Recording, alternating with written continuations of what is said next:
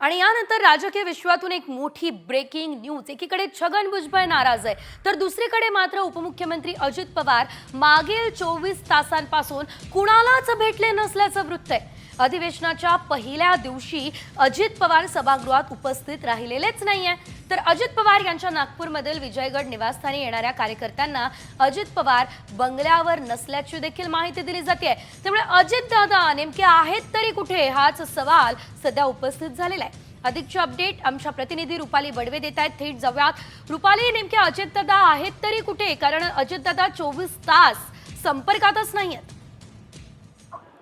खरं आपण बघतो की नागपूरमध्ये मंत्रिमंडळाचा विस्तार झाला आणि त्या दिवशी खरं अजित पवार सार्वजनिक कार्यक्रमामध्ये उपस्थित होते। मात्र मंत्रिमंडळ विस्तारानंतर छगन भुजबळ नाराज झाल्याचं आपण सगळ्यांनी बघितलं। त्या बातम्या देखील आल्या। छगन भुजबळ यांनी उघडपणे आपली नाराजी बोलून देखील दाखवली आणि तेव्हापासूनच खरं अजित पवार हे कोणत्याही कार्यक्रमात किंवा कुणालाही भेटलेले नाहीत, कुणालाही दिसलेले नाहीत आणि त्याच्यामुळे पुन्हा एकदा आता दादा नेमके कुठे गेले असा प्रश्न खरं अनेक जण विचारताना पाहायला मिळतात।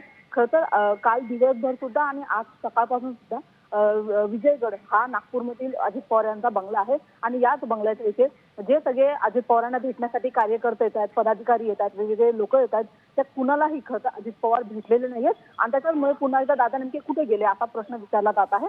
मागच्या 24 तासापासून दादा कुणालाही भेटलेले नाहीयेत। एका बाजूला पक्षातील नेत्यांची नाराजी आणि दुसऱ्या बाजूला आपण बघतो की अनेक कार्यकर्ते यांना सुद्धा खरं दादा भेटत नाही। त्याच्यामुळे नेमकं कारण काय आहे त्याच्या संदर्भात आता चर्चा सुरू झाल्याचं पाहायला मिळत आहे। आणि आपण बघितलं तर खरं सकाळपासूनच कार्यकर्त्यांची गर्दी खरं विजयगड या बंगल्यावरती आहे। मात्र अजित पवार नाहीयेत, अजित पवार बाहेर गेलेले आहेत असा निरोप येतो। अगदीच आता अजित दादा नेमके कुठे आहेत हे समोर आल्यानंतरच यामागचं कारण जे आहे ते देखील कळणार आहे। धन्यवाद दिलेल्या सर्व सविस्तर अपडेट्ससाठी।